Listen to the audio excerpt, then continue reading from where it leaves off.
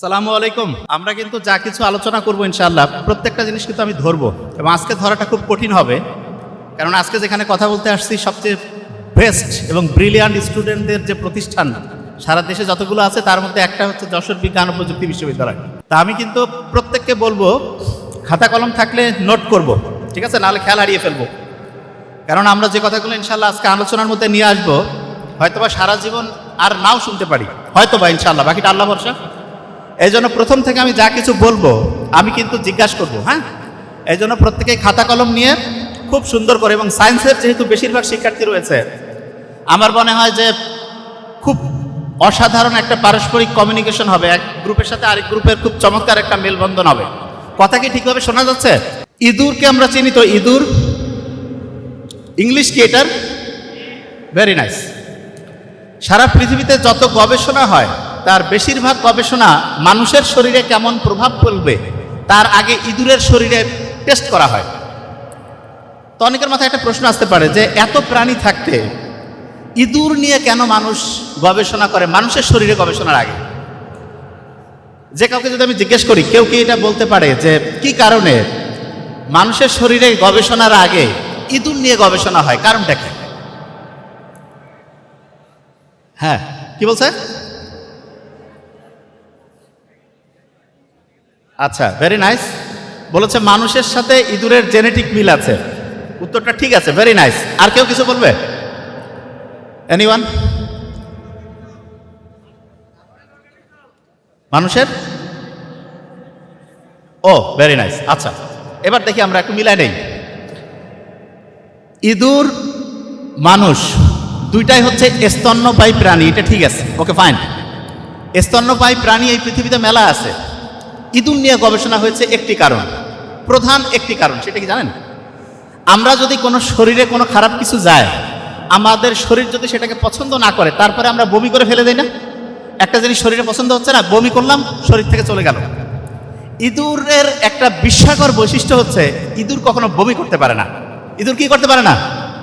বুঝি নাই। বমি করতে পারে না। কি করতে পারে না? কি? বমি।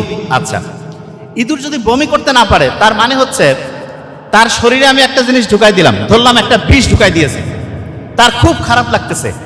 সে কি আমার মতো চাইলেই বমি করে সেটা শরীর থেকে বের করতে পারবে? পারবে? তাহলে তার শরীরে ওই খারাপ জিনিসটার প্রভাব কেমন হচ্ছে সেটা বোঝা বিজ্ঞানীদের জন্য খুব সহজ হয়।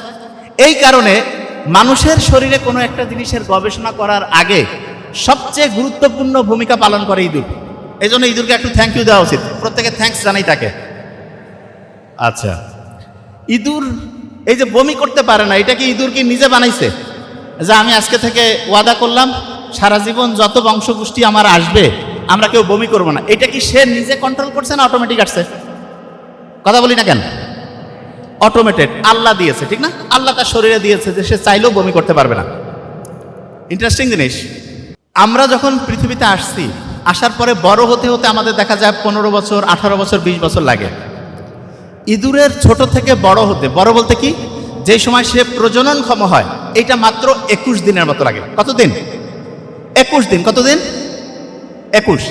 তার মানে হচ্ছে একটা ইঁদুরের উপরে যদি আমি গবেষণা করি, সে বমি করতে পারছে না, মাত্র 3 সপ্তাহে সে প্রজননক্ষম হচ্ছে, তারপরের জেনারেশন আসতেছে, এবং একটা ক্ষতিকর জিনিস তার শরীরে কিরকম প্রভাব ফেলতেছে, এবং এর পরের বংশধর যে ইঁদুর আসতেছে তার শরীরে কিরকম প্রভাব ফেলছে, এটা খুব দ্রুততার সাথে আমরা আবিষ্কার করে ফেলতে পারি। তাহলে ইঁদুরের সবচেয়ে সেরা প্রথম বৈশিষ্ট্য, ইঁদুর কি বমি করতে পারে কি পারে না? পারে। কতদিনের মধ্যে ইঁদুর প্রজননক্ষম হয়? কতদিন? আচ্ছা, আল্লাহ যে এই পৃথিবীতে আছে এটা কিন্তু আমরা কেউ কোনোদিন, মুসা নবী বাদে কেউ কি দেখছে এই পৃথিবীতে যে কালকে আল্লাহ দেখলাম? ইকো হচ্ছে। আচ্ছা, কালকে আল্লাহ দেখলাম ওই জায়গায় যে আল্লাহ আসি সালাম দিল, আসসালামু আলাইকুম, তারপরে তো আমি বিশ্বাস করলাম। এটা নবী স্পেশাল লোক ছাড়া কারো কি এইখানে কেউ আছে নাকি যে আল্লাহ দেখছে? হাত উঁচু করেন তো, কেউ আল্লাহ দেখছে এরকম আছে? নোবডি। একটা জিনিস আমরা দেখি না, তখন আমাদের মাথায় আসে যে আসলে এটা আছে না নাই, এটা সত্যি না মিথ্যা, এটা আসলে একটা প্রশ্ন আসে। আচ্ছা, আপনারা কি জানেন যে এই জায়গাতে অনেক হচ্ছে যে ফেরেশতা আছে, বিশ্বাস করেন কি না? করেন। দেখছেন কেউ ফেরেশতা দেখছেন? আচ্ছা। অনেক শয়তানও আছে, মানুষরূপী না, সত্যিকারের শয়তান আছে। তারা খুব খোঁচর মোচর করতেছে যে থাকতে ভালো লাগতেছে না। দেখছেন কেউ শয়তান দেখছেন সরাসরি? নো। আচ্ছা, জিন আছে না এখানে? কেউ কি দেখছেন? অনেকের মাথায় মাথায় একটা প্রশ্ন যে এগুলা তো আমরা দেখতে পারি না, এটার কারণটা কি? অনেকের মাথায় একটা প্রশ্ন আসে না যে জিন দেখি না, তারপরে ফেরেশতা দেখি না, শয়তানও দেখি না, এটার কি কোনো সায়েন্টিফিক ব্যাখ্যা আছে? আছে। শুনলে অবাক হয়ে যাবেন যে কি করেন আপনি, সায়েন্টিফিক ব্যাখ্যা আছে? হ্যাঁ। আচ্ছা, আপনারা যে দই দেখছেন না, দই, আপনি কি জানেন দইয়ের মধ্যে এক রকমের ব্যাকটেরিয়া থাকে যেটা আমার শরীরে গেলে খাবার হজমের প্রক্রিয়াটা খুব গতিশীল করে। খালি চোখে কেউ কি দেখতে পাইছেন যে ভাই এই ব্যাকটেরিয়া? দেখতে পাইছেন কেউ? নো। কিন্তু আমরা মাইক্রোস্কোপ দিয়ে যখন দেখি তখন বুঝতে পারি যে হ্যাঁ, এর ভিতরে এই ব্যাকটেরিয়াটা আছে। আল্লাহ এত সায়েন্টিফিক। আপনি চিন্তা করেন তো, সামনে একটা জিন আপনি দেখতে পাচ্ছেন, 10টা ফেরেশতা, আপনি হাঁটতে চলতে ইতস্তত করবেন না? এই সামনে গেলে বোধহয় একটা ধাক্কা লেগে যাবে, এরকম হইতো না? আল্লাহ এমনভাবে ডিজাইন করছে, আমাদের দেখার একটা নির্দিষ্ট ক্যাপাসিটি আছে। নির্দিষ্ট একটা কি আছে? ক্যাপাসিটি। বিজ্ঞান এখন পর্যন্ত যেটুকু আবিষ্কার হয়েছে সেইটাতে দেখা যায় টোটাল যে 100%, তার মধ্যে আমাদের চোখ দেখতে পারে হাইয়েস্ট 4%। কত কত? 4, 5ও না, 4%। বাকি 96% বিজ্ঞান বলতেছে আমরা দেখতে পারি না, কিন্তু বিজ্ঞান বলতেছে বাকি 96% আছে। এবং যেটা আমরা দেখতে পাই না, আচ্ছা যেই জায়গাটা আমরা দেখি না সেটাকে কি আমরা আলো বলি না অন্ধকার? হ্যাঁ, অন্ধকার। অন্ধকারের একটা ভালো ইংলিশ হচ্ছে ডার্ক। অন্ধকারের একটা ভালো ইংলিশ কি? ডার্ক। এই জন্য যেই জিনিসটা এরকম দেখা যাচ্ছে না কিন্তু আছে, বিজ্ঞানীরা জানে কিভাবে বের করছে, সেটা আমরা আবিষ্কার করবো ইনশাল্লাহ। সেই জিনিসগুলোর একটা স্পেশাল তারা নাম দিয়েছে, ডার্ক ম্যাটার, ডার্ক এনার্জি। কি নাম বলেন তো? Dark matter, dark energy. আচ্ছা, আমরা দেখতে পাই কয় পার্সেন্ট? 4%। আচ্ছা, আপনি আমাকে বলেন তো, বিজ্ঞান বলতেছে আমরা দেখতে পাই মাত্র 4, দেখতে পাই না 95 থেকে 96%। এটা তারা মানে, কিন্তু জিন আছে, ফেরেশতা আছে, তারপরে ওইটা শয়তান আছে। কোনো বিজ্ঞানী কি আজ পর্যন্ত বলছে যে আমরা স্বীকার করে নিয়েছি জিন আছে, ফেরেশতা আছে, শয়তান আছে? কোনো জায়গায় আর্টিকেল আসছে? আসে নাই। আচ্ছা, এখন প্রশ্ন হলো যে ভাইয়া বিজ্ঞানীরা তো এটা এখনো বলে নাই, আল্লাহ বলছে যে আছে, তাহলে আমরা কোনটা বিশ্বাস করব? কোনটা বিশ্বাস করব, এই জায়গাটা আমরা আসবো, কিন্তু আমরা যুক্তি দিয়ে দেখব যে আসলে কোনটা বিশ্বাস করা উচিত। আচ্ছা, আমাকে বলেন তো, এই পৃথিবীটা মানে যে জায়গায় আমরা থাকি, এইটা তৈরি হয়েছে প্রায় 450 কোটি বছর আগে। কত বছর আগে?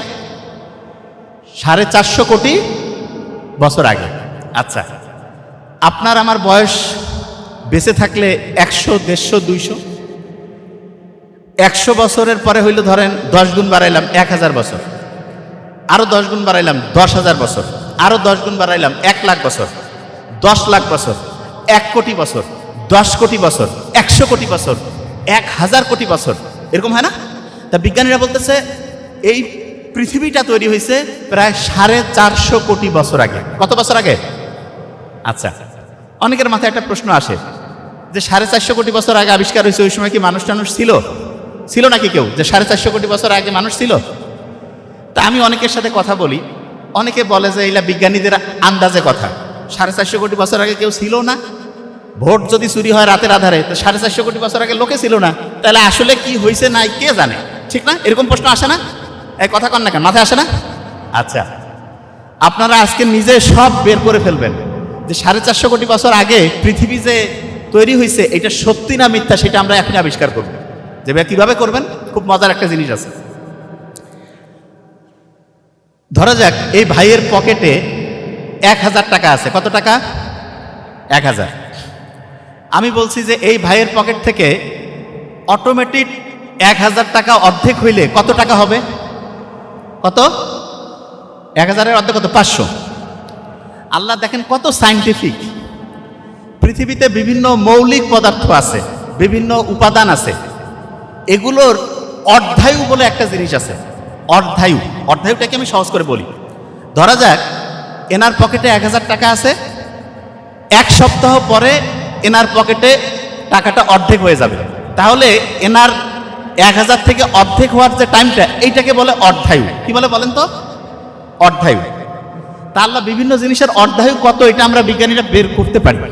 ইন্টারেস্টিং জিনিস। ধরা যাক এই মোবাইলটা, এই যে মোবাইলটা আছে না, খুব ইম্পর্টেন্ট জিনিস কিন্তু। এই যে মোবাইলটা, এই মোবাইলটার মধ্যে মনে করেন একটা কয়লা আছে। কি আছে বলেন তো? কয়লা। এই কয়লাটা আজ থেকে ধরা যাক যে 10,000 বছর পরে কেউ এই মোবাইলটা খুঁজে পাইছে। খুঁজে পাওয়ার পরে ওই কয়লাটার বয়স যে 10,000 বছর, এইটা বিজ্ঞানীরা বের করার জন্য একটা সিস্টেম ব্যবহার করে, যেটার নাম হচ্ছে অর্ধায়ু। কি নাম বলেন তো? আচ্ছা, আপনারা স্ত্রীকে অর্ধাঙ্গিনী বলে না? এইরকম শব্দটার সাথে অর্ধায়ু। কি নাম? অর্ধায়ু। আচ্ছা, এবার শুনেন, খুব ইম্পর্টেন্ট কিন্তু, ধরবো আমি কিন্তু।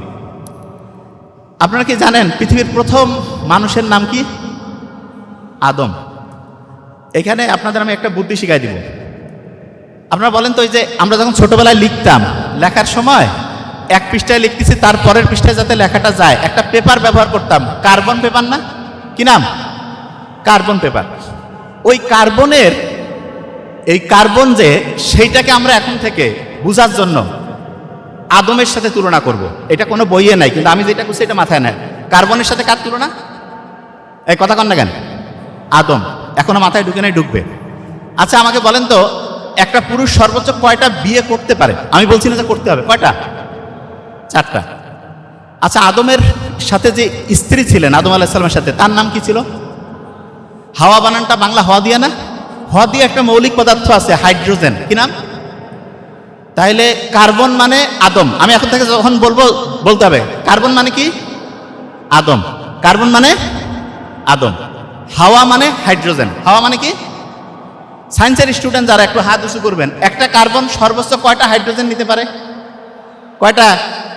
বিজ্ঞানীরা আবিষ্কার করছে একটা কার্বন সর্বোচ্চ কয়টা নিতে পারে?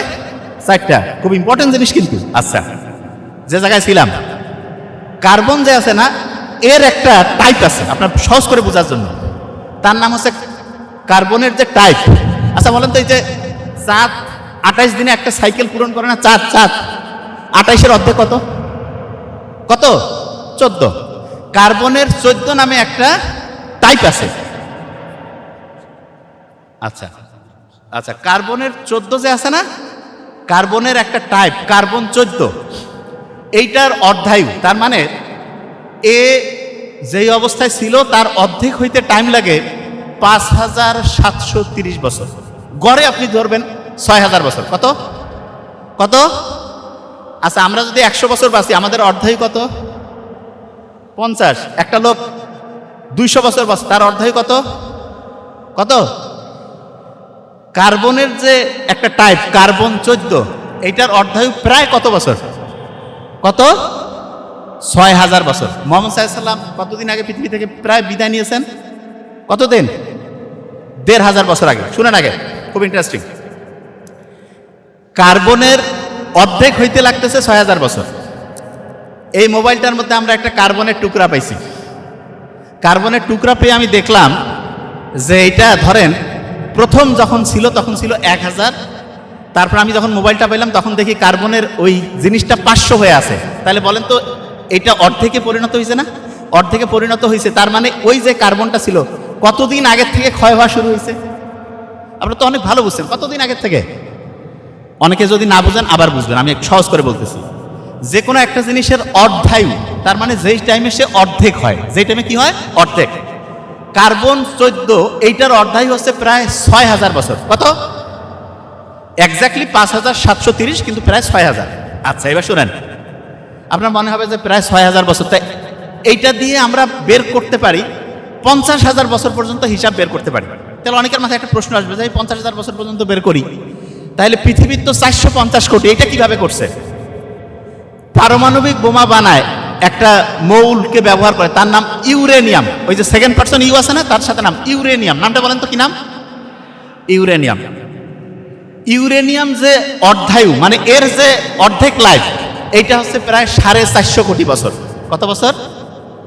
450 কোটি বছর। তা বিজ্ঞানীরা আমাদের এই যে পৃথিবী, এইখানে বিভিন্ন শিলাখণ্ড আছে, পাথরের টুকরা আছে, গাছের মধ্যে বিভিন্ন জিনিস পেয়েছে, সেইখানে দেখছে যেই ইউরেনিয়ামটা পাইছে সেইটা ঠিক অর্ধায়ু অবস্থায় আছে। কোন অবস্থায়? অর্ধায়ু। তার মানে ওর অর্ধেক লাইফ অবস্থায় সে আছে। তাহলে বলেন তো, তার অর্ধায়ু যদি 450 কোটি বছর হয় এবং যেই জিনিসটা আমি পাইছি সেইটা যদি অর্ধেক লাইফে আসে, তাহলে পৃথিবীর ওই জিনিসটার বয়স 10 কোটি বছর না 50 কোটি না 450 কোটি? কত? 450 কোটি বছর। এটা বুঝছেন মানে অসাধারণ ব্যাপার। এটা বিজ্ঞানের একটা জটিল জিনিস, আপনারা বুঝছেন? আলহামদুলিল্লাহ বলি, আলহামদুলিল্লাহ। ব্রেন তার মানে সবার খুব পরিষ্কার আছে। আমি টেস্ট করলাম যে ব্রেনটা বুঝতে পারতেছে কিনা, কতটুকু পর্যন্ত সায়েন্স আমরা বলবো। আচ্ছা, এবার শুনেন, কার্বন মানে কি? কার্বন মানে আদম, হাওয়া মানে হাইড্রোজেন। একটা কার্বন সর্বোচ্চ কয়টা হাইড্রোজেন নিতে পারে? 4টা। আচ্ছা, এবার যে জায়গায় আমি ছিলাম, খুব ইম্পর্টেন্ট। এই যে পৃথিবীটা, এই পৃথিবীটার চাইতে আমরা জানি যে সূর্য হচ্ছে 13 লক্ষ গুণ বড়, এটা সবাই জানে। এটা ওকে, ফাইন। এই যে আলোটা দেখতেছেন না, এই আলো 1 সেকেন্ডে যদি পৃথিবীর চতুর্দিকে চক্কর লাগায়, গোটাল পৃথিবীটা প্রতি সেকেন্ডে সে 7 বার চক্কর লাগাইতে পারে। 1 সেকেন্ডে জাস্ট ঘড়ি ধরলেন, 1 সেকেন্ড হইল, সারা পৃথিবীটা সে 7 বার চক্কর লাগাইল। তাহলে আপনি বুঝতে পারছেন আলো 1 সেকেন্ডে কত দৌড়ায়? প্রায় 3 লাখ কিলোমিটার। 3 লাখ কিলোমিটার। আচ্ছা, আলো 1 সেকেন্ডে 3 লাখ, এটা শুনেন আগে, তাইলে বুঝবেন যে আল্লাহ কি কাজ করছে। এইটা 1 মিনিটে কত যাবে? 1 ঘন্টায় কত? 10 ঘন্টায় কত? 24 ঘন্টায় কত? 1 সপ্তাহে কত? 1 মাসে কত? 3 মাসে কত? 6 মাসে কত? 9 মাসে কত? 1 বছরে আলো যখন এরকম দৌড়ায়, সেইটাকে বলে 1 আলোকবর্ষ। কি বলে বলেন? 1 আলোকবর্ষ। শোনেন, খুব ইম্পর্টেন্ট। এই যে আমাদের যে পৃথিবী, সূর্য যেই মিল্কি ওয়ের মধ্যে আছে, যেই ছায়াপথের মধ্যে আছে, এই ছায়াপথের এই পাশ থেকে এই পাশ, ধরেন যে আমি এখানে আছি, এইখান থেকে ওইখানে আমার রাস্তাটা পার হইতে ধরেন 10 মিনিট লাগবে। তা যেই আলো 1 সেকেন্ডে 3 লাখ কিলোমিটার দৌড়ায়, এইটা আমরা যে সৌরজগতে আছি, সেই সৌরজগতের এই পাশ থেকে এই পাশের আলো যাইতে বলেন তো কতক্ষণ টাইম লাগতে পারে? জাস্ট আমরা যে পৃথিবীর এই জায়গায় আছি, কতক্ষণ টাইম লাগতে পারে? কি 1 মাস লাগবে? 1 বছর? 10 বছর? 100 বছর? 1000 বছর? 10,000 বছর? 1 লক্ষ বছর লাগবে। আমরা যেই মিল্কি ওয়ের মধ্যে আছি, এইখানে আলো এক পাশ থেকে আরেক পাশে যাইতে লাগবে 1 লক্ষ বছর। আপনার কি মাথায় ঢুকতেছে? যেই জায়গাটা আমরা আছি, মানে আপনার গ্রাম, এই গ্রামটা, এই যে জায়গায় আমরা পৃথিবী সৌরজগৎ আছে, এখানে 1 লক্ষ বছর লাগবে এই জায়গা থেকে এই পাশ থেকে এই পাশে আলোর যাইতে।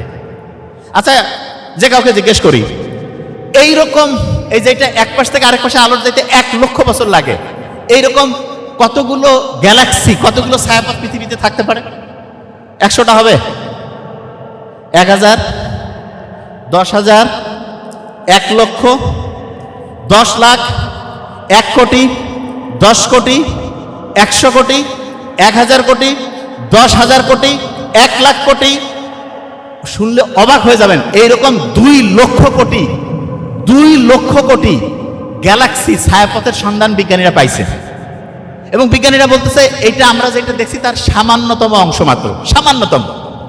এই সামান্যতম অংশের ব্যাখ্যা যখন আপনি দেখবেন, মাথাটা তার সব, যে ভাই আমরা তাইলে দুনিয়া কোন জায়গায় বসে আছি? 2 হাত জমি নিয়ে মারামারি, হ্যাঁ 500 বিঘা জমি, 1000 বিঘা, ভাই আপনি 1 ফোঁটা পানিও না, নাথিং। তাইলে আল্লাহ কি বানাইছে এটা বুঝতে পারছেন তো?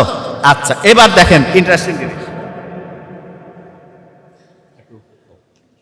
এবার দেখেন একটা ইন্টারেস্টিং জিনিস।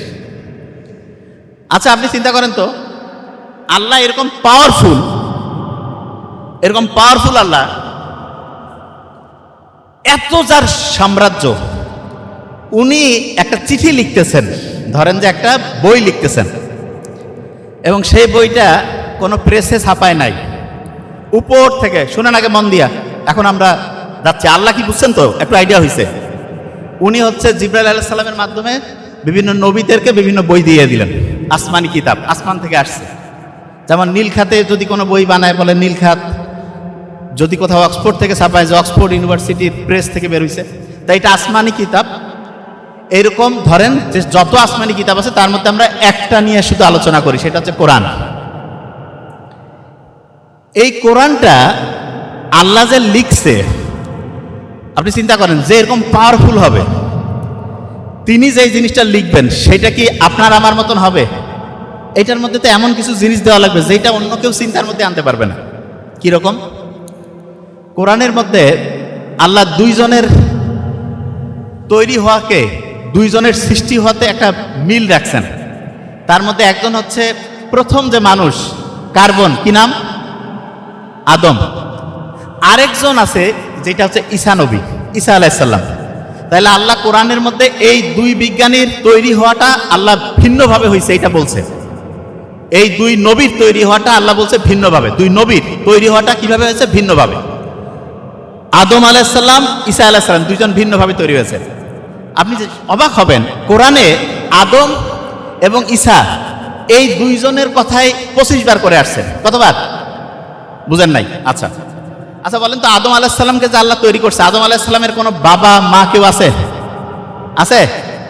আল্লাহ ফু দিলেন, সেখান থেকে আদম নবী মানে মাটি থেকে, সেখান থেকে হচ্ছে জান আসলো, রূহ ফুঁকে দিলেন, তারপরে হচ্ছে আদম চলে আসলো। ঈসা নবী আমরা জানি যে ওনার মরিয়মের শরীরে পেয়েছি, বিবি মরিয়ম আলাইহিসসালামের শরীরে। ঈসা আলাইহিসসালামের বাবার নাম কেউ জানে? আছে? তাহলে দেখেন তো আদম যেভাবে তৈরি হয়েছে, ঈসা এইভাবে তৈরি না? ইন্টারেস্টিং জিনিস। এই যে আমাদের শরীরের একটা দেহের অংশ নিয়ে, দেহের একটা অংশ নিলাম, নিয়ে যদি আমি একটা মানুষ তৈরি করি, এইটাকে বিজ্ঞানের ভাষায় বলে ক্লোনিং বলে। কি বলে বলেন তো? কি বলে? ক্লোনিং। আচ্ছা থামেন আগে। আচ্ছা বলেন তো, এই যে আমাদের শরীর থেকে একটা কোষ নিল, নিয়ে আমাদের শরীর থেকে নিয়ে, ধরেন যে আমার শরীর থেকে নিল, নিয়ে যদি একটা মানুষ বানায় ঠিক আমার মতো হবে, ঠিক আমার চেহারা, এবং এই জিনিসটাকে বিজ্ঞানীরা বলে ক্লোনিং। কি বলে? ক্লোনিং। ক দিয়ে নামটা বলেন তো কি? ক্লোনিং। ক্লোনিং ওই যে কয় না ক্লোন মোবাইল, মানে মোবাইলের নকল, এরকম ক্লোনিং। তা আমি যখন মেডিকেল কলেজে পড়তাম, আমার বড় ভাই একবার বলতেছে, নাবিল মানুষ তো মানুষকে বানায় ফেলছে। কিভাবে? যে এই যে ক্লোনিং করে দেখো যে একজনের শরীর থেকে একটা দেহকোষ নিল, ঠিক ওই রকম একটা লোক বানায় ফেললো। চিন্তা করেন, কিন্তু এটা কিন্তু মানুষটা এখন পারে। তা আমি অনেকটা বললাম যে ভাই দেখেন, আল্লাহ কিন্তু মানুষের শুরুটাই করছে ক্লোনিং দিয়ে। বলছে কিরকম? দেখেন আল্লাহ ক্লোনিং করলো কিরকম করে, দেখেন খুব ইন্টারেস্টিং। আল্লাহ একটা শরীরের যে কোনো একটা অংশ নিল, ফু দিল, আদম হইল। মরিয়ম যে বিবি মরিয়ম, তার শরীরে একটা ফু দিল, সেখানে ঈসা নবী হইল। আচ্ছা ইন্টারেস্টিং জিনিস। ও এখানে আমি একটা জিনিস বলি আগে, এখানে একটা জিনিস বুঝতে পারেনি। হাওয়া আলাইহিসসালাম যে আছে না, হাওয়া, হাওয়া নবী, আর কি বলে, কি বলছি আমি, হাওয়া নবী বলছি। আদম আলাইহিসসালামের যে স্ত্রী হাওয়া, ওনাকে তৈরি করা হয়েছে কিসের উপর ভিত্তি করে? আদম আলাইহিসসালামের শরীরের একটা অংশ থেকে হাওয়াকে তৈরি করছে না? আর বিবি মরিয়ম ওনার শরীরের একটা অংশ থেকে তৈরি করছে ঈসা আলাইহিসসালাম। আমরা যদি এখানে যে কোনো একটা পুরুষের শরীর থেকে একটা অংশ নেই, নিয়ে যদি একটা মানুষ বানাই ফেলি, সেই মানুষটা ঠিক যার শরীর থেকে নিয়েছি ওই রকম হবে। একটা মেয়ের শরীর থেকে যদি নেই, তাহলে ওই যেই নতুন মানুষটা তৈরি হবে ঠিক ওই মেয়েটার মতো হবে। তার মানে আমার শরীর থেকে নিলে ঠিক আমার মতো, ওই নোবেলের শরীর থেকে নিলে ঠিক নোবেলের মতো, তার মানে যার মতো নিব ঠিক সেই রকম। আচ্ছা বলেন তো আমাকে, আদম আলাইহিসসালামের শরীর থেকে, আদম আলাইহিসসালামের শরীর থেকে যে ক্লোনিং করে যিনি তৈরি হইলেন হাওয়া, উনি কি নারী না পুরুষ? নারী। বিজ্ঞানীরা বলতেছে ক্লোনিং এর মূল শর্ত যেই রকম পুরুষ ঠিক ওই রকম হবে, যেই রকম নারী ঠিক সেই রকম। কিন্তু আল্লাহ কিভাবে ক্লোনিং করলেন? পুরুষের শরীর থেকে একটা অংশ নিলেন, নিয়ে ক্লোনিং করে বানাইলেন নারী। বিজ্ঞানীরা বলতে পারে এটা আল্লাহ একবার করছে, আল্লাহ আরেকবার ইন্টারেস্টিং একটা জিনিস করলো। সেটা কি? বিবি মরিয়ম আলাইহিসসালাম, বিবি মরিয়ম ওনার শরীরের ক্লোনিং করলো, করে নারী থেকে ওইখানে ওনার শরীরে কাকে বানাইলো? ঈসা নবী। নারী থেকে বানাইলো পুরুষ। বিজ্ঞানীরা যত আবিষ্কার করছে এখনো খুঁজেই পাচ্ছে না যে পুরুষের ক্লোনিং করে নারী, নারীর ক্লোনিং করে পুরুষ, এটা হইতে পারে। বিজ্ঞানের কোনো সূত্র এখানে কাজ করে না। তার মানে আল্লাহ যে মানুষকে বলছে যে সামান্যতম জ্ঞানের অধিকারী করে তোমাকে বানাইছি, এইটার প্রমাণ কি আপনারা এখানে বুঝতে পারতেছেন? এটা বুঝতে পারছেন? আচ্ছা আমার মনে হচ্ছে আলোচনাটা অনেক কঠিনের দিকে গেছে, এখন আমরা সবচেয়ে কঠিন জিনিসটা বলছি, এখন আমরা সহজের দিকে চলে আসবো এবং যেটা প্র্যাকটিক্যালি লাগবে সেই জিনিসটায় যাব। আমরা নর্মালি 100 বছর বাঁচি না, ধরলাম। আপনারা কি শার্কের নাম শুনছেন? শার্ক, শার্ক কি একটা এক রকমের হচ্ছে যে ওই যে জলজ প্রাণী না?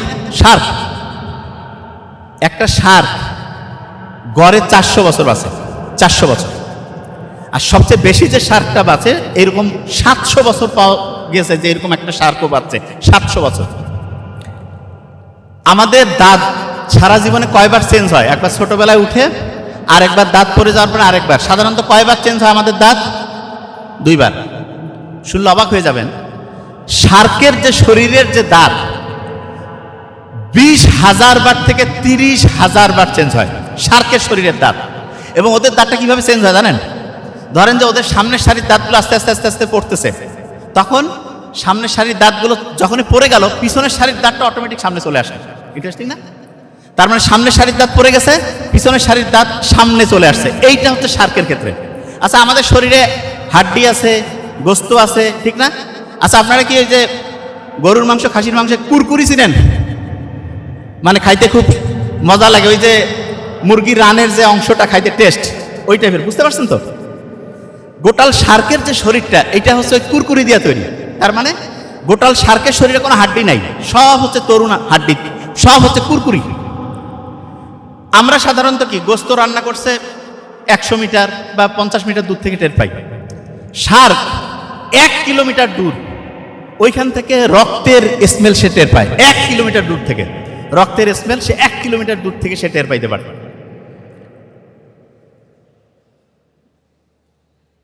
সমুদ্রের মধ্যে নীলতিমি থাকে না? আচ্ছা বলেন তো, নীলতিমি কি মাছ না স্তন্যপায়ী প্রাণী? স্তন্যপায়ী। একটা নীলতিমি একবার যখন বাচ্চাকে দুধ খাওয়ায়, 200 থেকে 300 লিটারের মতো দুধ খাওয়ায়। এবং সে যে দুধ খাওয়ায়, নীলতিমির শরীরের দুধটা কিভাবে করে জানেন? সে হচ্ছে ওই যে আমরা যেমন বডি স্প্রে করি না, এরকম ওই তার শরীর থেকে ওই দুধটা সে হচ্ছে বাচ্চার শরীরে স্প্রে করে। তা আপনার নর্মালি কি মনে হবে? নীলতিমি তো থাকে হচ্ছে পানির মধ্যে, পানিতে আপনি যদি একটা হচ্ছে এই যে গরু দুধ যদি হচ্ছে দেন, তাহলে ওই দুধটা পানিতে মিশে যাবে না? আল্লাহ কি সায়েন্টিফিক!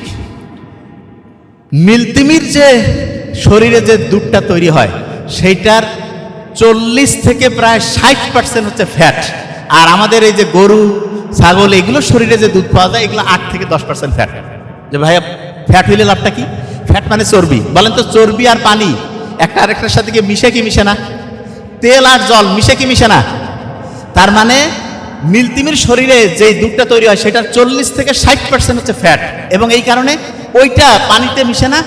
নীলতিমির বাচ্চা সুন্দরভাবে খেয়ে আস্তে আস্তে বড় হতে থাকে। আচ্ছা, এখানে যারা আমরা আছি, এখানে যারা আছি, প্রত্যেকের শরীর থেকে একটা রশ্মি নির্গত হয়। রশ্মি, আমাদের শরীর থেকে যে রশ্মিটা নির্গত হয়, সেটার একটা স্পেশাল নাম আছে, TIR। কি নাম বলেন তো? বলেন। TIR একটা রশ্মি নির্গত হয়। চাঁদ যে আল্লাহর নবী যখন দ্বিখণ্ডিত করছেন, রশ্মি মানে হচ্ছে তার মধ্যে একটা শক্তি আছে, শক্তি। চাঁদ যখন আল্লাহর নবী দ্বিখণ্ডিত করছেন, তখন নফল নামাজ পড়লেন, আল্লাহর কাছে চাইলেন, চাঁদের দিকে এরকম করে একটা অঙ্গুলি নির্দেশ করলেন না? আচ্ছা, অঙ্গুলি যখন নির্দেশ করছে, ওইখানে কিন্তু আল্লাহ কিভাবে করছে এটা আল্লাহ জানেন, কিন্তু আমরা এখন বিজ্ঞান বুঝতে পারি এইটুকু, যে আমাদের শরীর থেকে প্রতি মুহূর্তে রশ্মি নির্গত হচ্ছে, এবং সেই রশ্মির একটা শক্তি আছে। আমাদের প্রত্যেকের শরীর থেকে যে রশ্মিটা নির্গত হয়, এইটা হচ্ছে 100 ওয়াটের মতো। কত ওয়াট? 100 ওয়াট। ধরেন যে একটা লাইট 100 ওয়াটের বাল্ব যেই তাপ দেয়, আপনার প্রত্যেকটা মানুষের শরীর থেকে পূর্ণবয়স্ক অবস্থায় 100 ওয়াটের মতো তাপ তৈরি হয়। আচ্ছা, এই যে এখানে যতজন আছেন, দেখেন প্রত্যেকের শরীরে তাপ বের হচ্ছে, এই জন্য এখানে কিন্তু এরকম ঠান্ডা লাগতেছে না, গরম লাগতেছে না? গরম লাগতেছে না, কারণ প্রত্যেকের শরীর থেকে 100 ওয়াটের মতো তাপ আসতেছে। তা আমাদের শরীর থেকে যে প্রতি মুহূর্তে TIR রশ্মি নির্গত হয়, এক রকমের IR রশ্মি, আল্লাহর নবী যখন অঙ্গুলি নির্দেশ করছেন, এই রশ্মিটা নর্মালি 100 ওয়াট দিয়ে তো আর চাঁদের কিছুই হবে না, কিন্তু আল্লাহ যদি চান, এরকম কি করতে পারেন না, যে সেই রশ্মিটার কম্পাঙ্ক আল্লাহ এমন বাড়াই দিয়েছে, যে এত বহু গুণে শক্তিশালী করে দিয়েছে, যে ওইটা যে চাঁদের যে গোটাল কাঠামো, সেই কাঠামোটা ভাঙতে পারেন। আচ্ছা এক্সাম্পল দিই, সমুদ্রের মধ্যে পানি আছে, পানির মধ্যে যখন উচ্ছ্বাস তৈরি হয়, জলোচ্ছ্বাস হয়, সবকিছু ভেঙে চুরে চুরমার করে নিয়ে যায় না সমুদ্রের পানিতে? তা আল্লাহ যদি চান যে মুহাম্মদ সাল্লাল্লাহু আলাইহি ওয়াসাল্লামের প্রত্যেকের শরীর থেকে বের হয় একটা রশ্মি, তা মুহাম্মদ সাল্লাল্লাহু আলাইহি ওয়াসাল্লাম ওই সময় যখন অঙ্গুলি নির্দেশ করলেন, আল্লাহ যদি চান ওইটা তো লক্ষ লক্ষ কোটি কোটি গুণ বাড়াই দিয়ে, ওই যে শক্তি, সেই শক্তি দিয়ে বহু গুণ বাড়াইতে হবে। ইচ্ছে করলে কিন্তু আল্লাহ ওই চাঁদকেও দ্বিখণ্ডিত করতে পারেন। আল্লাহ আকবার বলবেন না? সূর্য যে আছে না, সূর্য প্রতি সেকেন্ডে প্রায় 600 মিলিয়নের মতো করে জ্বালানি সে খরচ করতেছে। 600 মিলিয়ন টন জ্বালানি সে খরচ করতেছে। এবং সেইটার যে শক্তি, সেইটা দিয়ে আমরা কি সারা দুনিয়ার সবাই দেখা যাচ্ছে শরীরকে গরম করতেছি, রোগ প্রতিরোধ ব্যবস্থার সাথে ফাইট করতেছি। এই জিনিসটা হচ্ছে। তা আমি যে জিনিসটা প্রথমে বোঝানোর চেষ্টা করছি যে আমাদের আল্লাহর কোয়ালিটি, আল্লাহর শক্তি সম্বন্ধে সামান্য কিছু জিনিস দিয়ে আমরা এক্সাম্পল দিয়ে মিলাইছি। এখন আমরা প্রত্যেকে চাই যে আমাদের লাইফটা যাতে খুব প্রোডাক্টিভ হয়, ঠিক না? প্রোডাক্টিভ লাইফের জন্য কয়েকটা ফর্মুলা বলবো, এই কয়েকটা ফর্মুলার সাথে সাথে লিখবো খুব দ্রুত। বলেন তো, ইসলামী দিনটা শুরু হয় কি ফজর থেকে না মাগরিব থেকে? প্রত্যেকটা দিন আমরা শুরু করব মাগরিব থেকে। কি থেকে বলেন তো? মাগরিব থেকে প্রত্যেকটা দিন শুরু হবে। তার মানে প্রত্যেক দিন মাগরিবের নামাজের পরে রুটিন করব, তারপরের দিন মাগরিব পর্যন্ত রুটিনটা থাকবে প্রত্যেক দিন। দ্বিতীয় হচ্ছে প্রত্যেক দিন 4 থেকে 5টা ঘন্টা টাইম ব্লক করবো যে এই টাইম এটা পড়বো, এবং মাথায় রাখতে হবে একটানা পড়বো না। প্রত্যেক ঘন্টায় সর্বোচ্চ 20 মিনিট থেকে 25 মিনিট একটানা পড়বো। এরকম প্রত্যেক ঘন্টায় মিনিমাম 2টা সেকশন, 2টা আলাদা ভাগ করে পড়বো। এবং যখন আমরা পড়ার সময় একটা মৌলিক বুদ্ধি মাথায় রাখবো। সেটা কি? আমরা যখন পড়তেছি না, পড়ার সময় বাম হাতটা মুষ্টি করে ধরেন তো, মুষ্টি করে ধরেন, বাম হাতটা মুষ্টি করে ধরবো যখন আমরা পড়বো একটা জিনিস। যখন আমি রিভিশন দিব তখন বাম হাতটা মুষ্টিটা ছেড়ে দিলাম, ডান হাতটা মুষ্টি করে ধরবো। রিভিশন দেওয়ার সময় কোনটা? ডাইন হাত মুষ্টি করে ধরবো রিভিশনের সময়। খেয়াল থাকবে। রাতে ঘুমানোর আগে রিভিশন, সকালে ঘুম থেকে উঠে রিভিশন। প্রত্যেক ঘন্টায় বুক ভরে একটু শ্বাস নেন,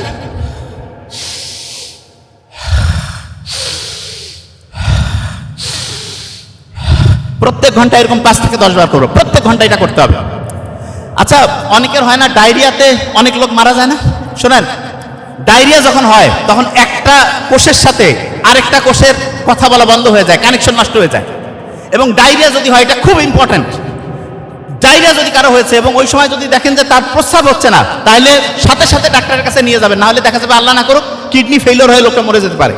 ডায়রিয়া হয়ে গেলে স্যালাইন তো খাওয়াবে নেই, তার সাথে জিঙ্ক আছে না, জিঙ্ক প্রত্যেক দিন জিঙ্ক খাইতে হবে 15 দিনে 2 বার করে 15 দিন। এবং ওই জিঙ্কটা কি করবে জানেন? ডায়রিয়া হলে আমাদের যে ডাইজেস্টিভ সিস্টেম আছে না, সেটা এবড়ে থেবড়ে হয়ে যায়। ওই যে হঠাৎ করে গাড়ি চালাইতে গিয়ে অ্যাক্সিডেন্ট হইলে শরীরের কোনো জায়গায় একটা ছিলে যায় না, ওইরকম ডাইজেস্টিভ সিস্টেমটা ওইরকম ছিলে যায়। ওই যে আপনি জিঙ্কটা খাইলেন, সেটা ডাইজেস্টিভ সিস্টেমটাকে সুন্দর করে রিপেয়ার করে। মলম যেমন একটা জায়গাকে সুন্দর করে রিপেয়ার করে, ওই কাজটা করে। এবং আরেকটা কাজ করে, সেটা কি? সেটা হচ্ছে ওই জিঙ্ক আবার আপনার যে ডাইজেস্টিভ সিস্টেম, সেখানে পানি ধরে রাখতে সে হেল্প করে। এটা একটা ইম্পর্টেন্ট। মেয়েরা যারা আছেন দেখবেন যখন মা হয় তখন তার শরীরে হরমোনের বিভিন্ন চেঞ্জ হয়। এই কারণে মেয়েদের প্রেগনেন্সির প্রথম দিকে দেখা যায় যে একটা মর্নিং সিকনেস, বমি বমি ভাব আসে। তা বিজ্ঞানীরা আমেরিকা, ইউরোপে থ্যালিডোমাইড নামে একটা ড্রাগ বের করলো, যেটা মিরাকল। কি করে? মেয়েদের মর্নিং সিকনেস নষ্ট করে দেয়, মানে মর্নিং সিকনেসের প্রবলেমটা দূর করে দেয়। ওই ওষুধ খেতে গিয়ে দেখা গিয়েছে 10,000-এর মতো বাচ্চা তাদের হচ্ছে ব্রেইনের ডেভেলপমেন্টে সমস্যা হয়েছে।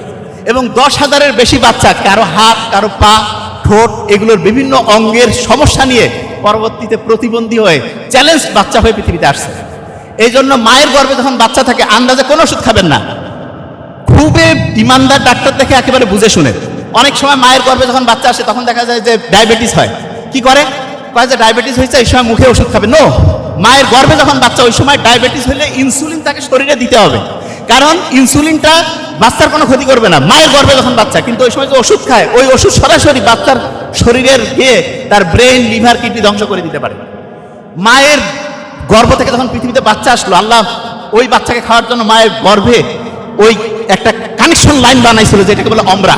আর পৃথিবীতে যখন আসলো তখন তার জন্য হচ্ছে মাতৃদুগ্ধ। কোনো কারণে কোনো মেয়েরই উচিত না মায়ের দুধ থেকে বাচ্চাকে বঞ্চিত করা। কেন? কারণ ওই দুধের মধ্যে আছে এক রকমের রোগ প্রতিরোধক ইমিউনোগ্লোবুলিন। আর বাজারের যে ফর্মুলা মিল্ক থেকে শুরু করে গরুর দুধ যা কিছু খাওয়াবেন, কি হবে? ব্রেনের ডেভেলপমেন্টের সমস্যা, রোগ প্রতিরোধ ক্ষমতার সমস্যা, বাচ্চা কান্নাকাটি করবে, অ্যালার্জির সমস্যা, দেখবেন যে ওই বাচ্চা যে আছে সেই বাচ্চার মায়ের প্রতি যে আন্তরিকতা সেটা কমে যাবে। তার মানে আল্লাহ যেটা ন্যাচারালি আমাদের জন্য বানিয়েছেন অসাধারণ। অনেকের দেখবেন ডায়াবেটিস আছে না, ডায়াবেটিসের রোগী ভালো করে খেয়াল রাখবেন, তার যদি পায়ের মধ্যে কোনো কাটা ঢুকে, পায়ের মধ্যে কোনো আঘাত ঢুকে, আমরা প্রায় ওয়ার্ডে এরকম রোগী পাই, টেরে পাই নাই, ডায়াবেটিসের রোগী পায়ের মধ্যে আস্তে আস্তে আস্তে আস্তে একটা ফোড়া থেকে গোটাল পা কেটে ফেলতে হয়েছে। ডায়াবেটিসের রোগী প্রত্যেকদিন পাটা একদম পায়ের তালাটা সুন্দর করে চেক করবেন, কোনো জায়গায় সামান্যতম ফুটা আছে কিনা, তাহলেই সাথে সাথে হচ্ছে ডক্টরের কাছে নিয়ে যাবেন। জ্বর যখন হয়, মোহাম্মদ সাল্লাল্লাহু আলাইহি ওয়াসাল্লাম বলছে না, জ্বর যদি হয়, জ্বর হচ্ছে আগুন, এটাকে পানি দিয়ে মোকাবেলা করো। বিজ্ঞানীরা আপনি দেখতেছে যে কোনো জ্বরের 1 নাম্বার, জ্বর কিন্তু রোগ না, উপসর্গ, এটার 1 নাম্বার ট্রিটমেন্ট হচ্ছে যখনই জ্বর হয়েছে তাকে পানি দিয়ে শরীরটা মুছায় ফেলেন, ঠান্ডা না লাগলে গোসল করায় ফেলেন। লাভটা কি? পানির একটা অসাধারণ বৈশিষ্ট্য হচ্ছে পানি যখন এক জায়গা থেকে আরেক জায়গায় যায় তাপকে সাথে নিয়ে যায়, তাপকে সাথে নিয়ে যায়। তার মানে আপনি এই যে আমি যে ঘামতেছি কেন, শরীর থেকে অতিরিক্ত তাপটা বের হয়ে যাচ্ছে। এয়ার কন্ডিশন মেশিন যখন লাগানো থাকে দেখবেন না যে মেশিন থেকে হচ্ছে যে প্রতি মুহূর্তে বাইরে ফোটায় ফোটায় ফোটায় ফোটায় পানি পড়ে কেন? শরীর যেমন আমাদের ঘামের মাধ্যমে তাপমাত্রা, পানি এক জায়গা থেকে আরেক জায়গায় গেলে তাপকে সাথে নিয়ে যাবে। এয়ার কন্ডিশন মেশিন এরকম বাইরে তাপটাকে নিয়ে গিয়ে ফেলে দিল পানি আকারে, রুমটার মধ্যে যে টেম্পারেচার ওইটা মেনটেন করলো। ঠিক তেমনি করে যে কারো যখন জ্বর হয়েছে সাথে সাথে কি করবেন, শরীরটা একদম সুন্দর করে স্পঞ্জ করে ফেলবেন, পারলে গোসল করা নেবেন যদি ঠান্ডার সমস্যা না থাকে। আরেকটা জিনিস বলে রাখি, অনেকেই লিভারের সমস্যা আছে না, লিভারের মধ্যে চর্বি জমছে, 1 নাম্বার ট্রিটমেন্ট কি সেটা? সেটা হচ্ছে চিনি জাতীয় যত খাবার আছে হারাম, বাতিল বাতিল করে দেন, বাতিল করে টক দই খান, তার সাথে হচ্ছে ওই যে গ্রিন টি যে আছে সেইটা একটু খান। এবং একটা জিনিস বলে রাখি, গাছের যে ন্যাচারাল যে মধু সেইটার যে বৈশিষ্ট্য, কেনা মধুর ওই বৈশিষ্ট্য হবে না। গাছের যে ন্যাচারাল মধু সেইটা অ্যান্টিঅক্সিডেন্ট, রোগ প্রতিরোধ ক্ষমতায় ভরপুর, এবং সেইটা আপনার শরীরের গ্লাইসেমিক ইন্ডেক্সটাকে ঠিকভাবে কন্ট্রোল করবে, ডায়াবেটিসের সমস্যা হবে না। কিন্তু দোকানের খাইলে ওইটা আপনার জন্য প্রবলেম করবে। এরপরে ওই যে ঘি আছে না, অনেকে কয় ভাই ঘি খাচ্ছি কাজ কম হচ্ছে। হ্যাঁ, বাড়িতে তৈরি করা যে ঘি সেটা কিভাবে হয় জানেন? দুধ থেকে দই, দই থেকে মাখন, মাখন থেকে ঘি, এটা বাড়িতে বানানো। আর কোম্পানি যখন বানায় তখন সরাসরি ক্রিমটা উঠাই নিয়ে সেখান থেকে দই করে। ইন্টারেস্টিং পয়েন্ট, সহজ করে বলি, বাড়িতে বানানো ঘি এটা 1000 গুণে ভালো যে কোনো কোম্পানির, সারা দুনিয়ার যে কোনো দামি ঘিয়ের চাইতে 1000 গুণে ভালো। কেন? কারণ ওইখানে এমন উপকারী ব্যাকটেরিয়া তৈরি হয় যেটা আমাদের শরীরের রোগ প্রতিরোধ ক্ষমতা বাড়ায় দেয়, আমাদের হজম শক্তি বাড়ায় দেয়, আমাদের হচ্ছে ওই যে ওইটাকে যেটা বলে খাবারের যেই প্রয়োজনীয় অংশটাকে ঠিকভাবে অ্যাবজর্ব করতে হেল্প করে। এই সবগুলো জিনিস যদি ভালো করে মাথায় রাখেন তাহলে একটা জিনিস বলে রাখেন, গ্যাস্ট্রিকের সমস্যা অনেকে ভুগতেছেন না, গ্যাস্ট্রিক আছে না, 1 নাম্বার গ্যাস্ট্রিকের সমস্যায় ভুগতেছেন, এই কাজটা করেন। সেটা কি? সেটা হচ্ছে খাবার আগে একটু কুসুম কুসুম গরম পানিতে দিয়ে দেন, ভিনেগার দেন, দিয়ে খেয়ে নেন দেখবেন, এবং খাওয়ার পরে টক দই খাবেন, আর সকালবেলা পারলে একটু মেথি খাবেন। বিশ্বাস করেন গ্যাস্ট্রিক অ্যাসিডিটি যেটাকে হাইপার অ্যাসিডিটি, এটা আল্লাহর রহমতে একদম নাই হয়ে যাবে। বনসাই ট্রি কারা দেখছেন? বনসাই ট্রি দেখেন নাই? ছোট্ট একটা জায়গার মধ্যে একটা বড় গাছ, ছোট্ট, ওটাকে বলে বনসাই ট্রি। আর এই যে বাইরে যে বিশাল বিশাল বৃক্ষরাজি, এই 2 গাছ কিন্তু সেম। যেটা বনসাই ট্রি মানে একটা পটের মধ্যে হয়, একটা বক্সের মধ্যে, রুমের মধ্যে হয়, এইটার বীজ আর ওইটার বীজ সেম। পার্থক্য কি? পার্থক্য হচ্ছে এইটা খুব আরামের মধ্যে ছিল, ব্রয়লার মুরগির মধ্যে ছিল, এই জন্য সে অসাধারণ হইতে পারেনি। আর যে হচ্ছে বাইরে ছিল, রোদ বৃষ্টি ফাইট করছে, তার সাথে লড়াই করছে, সে আস্তে আস্তে আস্তে বহির হয়ে বিশাল হয়েছে। আপনারা আপনাদের সন্তানদের কি বনসাই ট্রি বানাইতে চান না বৃক্ষরাজি অসাধারণ কিছু বানাইতে চান? এই কথা কন না কেন? অসাধারণ অসাধারণ বানাইতে চাইলে কি বাড়িতে একেবারে আরাম করে ওইভাবে মানুষ করবেন, না বাইরে তাকে ফাইট করার জন্য নিজেকে তৈরি করবেন? কিভাবে করবেন? ফাইট করার মতো তাকে বাইরে ফাইট করুক, সে তাহলে আস্তে আস্তে অসাধারণের দিকে যাবে। এই কাজটা আমাদের করতে হবে তো। এবং এটা প্রত্যেকের জিনিস। একদম শেষের দিকে গোল্ড ফিশের নাম শুনছেন? গোল্ড ফিশ, এইটা দেখা যায় গোল্ড ফিশ 9 সেকেন্ড পর্যন্ত একটা জায়গায় ফোকাস করতে পারে। আমরা যারা মানুষ আছে না, মাইক্রোসফট কোম্পানি বের করছে মাত্র 8 সেকেন্ড আমরা ফোকাস করতে পারি। কয় সেকেন্ড? 8 সেকেন্ড। এত ব্রেইনের ক্যাপাসিটি কমছে। কারণটা কি? কারণ হচ্ছে আমরা দেখা যায় অপ্রয়োজনীয় জিনিস নিয়ে মোবাইলে খালি টাইম লস করতেছি, ঝগড়াঝাটি করতেছি, এবং বেশিরভাগ জনের লাস্ট গল্প বলে শেষ করছি। আমার এক আর্মি অফিসার বন্ধু, তাকে আমি বললাম, দোস্ত তোমার তো ফিটনেসটা ভালো নাই। আমি বলছো কি বলো? আমি ব্যায়াম করি, আমার তো শরীর অনেক চাঙ্গা, তুমি এ করছো, আমার ফিটনেস ভালো নেই। তাই বললাম যে দেখো, ফিটনেস মানে শারীরিক ব্যাপারটা শুধু না, ফিটনেসের মেইন শুরু হয় মানসিক থেকে। বলছে কিরকম? আমি বললাম তুমি দেখতেছি অন্যদের সাথে যে কথায় কথায় গরম হচ্ছ, মেজাজটা বেশিরভাগ সময় দেখি খিটখিটা, বলছে হ্যাঁ দোস্ত বিভিন্ন প্রেশার হ্যান ত্যান এটার জন্য। আমি বললাম শোনো, ফিজিক্যাল ফিটনেস 20-25, মেন্টাল ফিটনেসটা 75-80।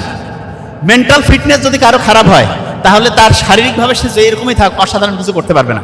মেন্টাল ফিটনেসের 5টা সবচেয়ে খারাপ জিনিস। 1 নম্বরে রাগ। রাগ যদি কেউ হয় তার মেন্টাল ফিটনেস শেষ। মোহাম্মদ সাল্লাল্লাহু আলাইহি ওয়াসাল্লাম রাগ হচ্ছে কিসের মতো? আগুনের মতো। আগুন যেমন ভালো মানে ওই যে লোহা টোহা সব ধ্বংস করে দেয়, লাঠি ধ্বংস করে দেয়, ঠিক তেমনি করে ভালো আমলকে ধ্বংস করে দেয় রাগ। রাগ হলে ব্রেইনের প্রিফ্রন্টাল কর্টেক্স হিপোক্যাম্পাস কাজ করে না। তখন দেখা যাবে কি মাথা গরম হয়ে গেছে, একজনকে হঠাৎ করে একটা কথা বলতেন, সারা জীবন এটার জন্য আফসোস। এরপরে দেখবেন অনেক লোক আছে না, অন্যকে খালি দোষারোপ করে যে ভাই এর জন্য হয়নি। এইটা ব্রেইনের জন্য আরেকটা হচ্ছে যে ফিটনেসের খারাপ জিনিস। অনেকে দেখবেন খালি যে কোনো বিষয় নিয়ে কমপ্লেন করে, এটা খারাপ একটা জিনিস। আরেকটা কি, পড়তে বসতেছে বলতেছে আমি 5 মিনিট একটু মোবাইলে ঘুরে আসি, 10 মিনিট বন্ধুর সাথে গল্প করি, 5 মিনিট একটু আড্ডা দেই, এইটা হচ্ছে ডিস্ট্রাকশন। এইটা ব্রেইনের জন্য ফিটনেসের জন্য খারাপ। আরেকটা কি, ইগো, অহংকার। অনেকে কয় না হ্যাঁ ভাই আমি অমুক, ওরটা কেন শুনি লাগবে, ওরটা কেন দেখি লাগবে, এরকম বলে। কিন্তু ইগো, অহংকার, আল্লাহ বলছে অহংকার হচ্ছে আমার চাদর। যে ব্যক্তি অহংকার করে সে আমি আল্লাহর চাদর নিয়ে টানাটানি করে। এইটা থেকে বিরত থাকতে হবে।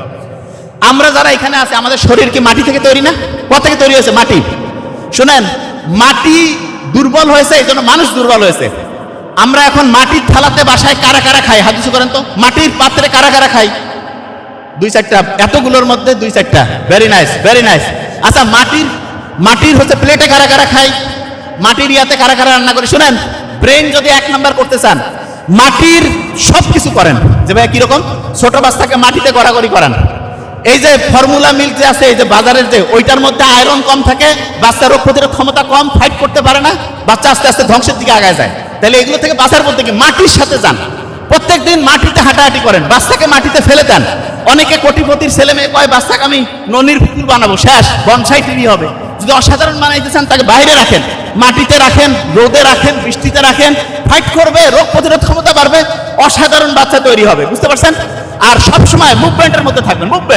মুভমেন্ট হলে হয় কি, ব্রেন থেকে একটা জিনিস তৈরি হয়, ব্রেন ডিরাইভড নিউরোট্রপিক ফ্যাক্টর। এইটা যখন তৈরি হবে তখন আপনার ব্রেনটা খুশি লাগবে। এই যে যারা বাউল সঙ্গীত আছে না, গাঁজা খায়, গাঁজা খাইলে তার ওইখানে ও একটা আলাদা রাজ্য তৈরি হয়। ওই রাজ্যে সে রাজা, ওই রাজ্যে সে হচ্ছে মন্ত্রী, সে ঘুরতেছে ফিরতেছে, কি করছে আল্লাহকে উল্টাপাল্টা কথা বলতেছে, পাগলা, মেন পাগল। এবং যারা গাঁজাখোর বাউলের গ্রুপ, এদের কাউকে কোনো রকমের লাইসেন্স দেওয়া উচিত না। লাইসেন্স পাওয়ার একটা মূল শর্ত, কোনো ড্রাগের সাথে অ্যাডিক্টেড থাকাই যাবে না। এই জিনিসটা সবচেয়ে গুরুত্বপূর্ণ, ঠিক আছে? আর স্টুডেন্ট যারা আছো, লাস্ট, তোমাদের জীবনে 3 রকমের বন্ধু পাবা। কিছু বন্ধু আছে গাছের পাতার মতো, সুসময় আসলো দুঃসময় নাই। কিছু বন্ধু আছে ওই কাণ্ডের মতো, একটু কষ্ট হইলে থাকবে, খুব বেশি কষ্ট হইলে পালাবে। আর কিছু বন্ধু আছে রুট, মূলের মতো। এই বন্ধু কারা? আব্বা আম্মা, ভাই বোন। এরা হচ্ছে তোমার জীবনের সত্যিকারের বন্ধু। এদের সাথে যদি তোমার কানেকশন হয় তোমার জীবনটা অসাধারণ হবে। Thank you so much. আসসালামু আলাইকুম।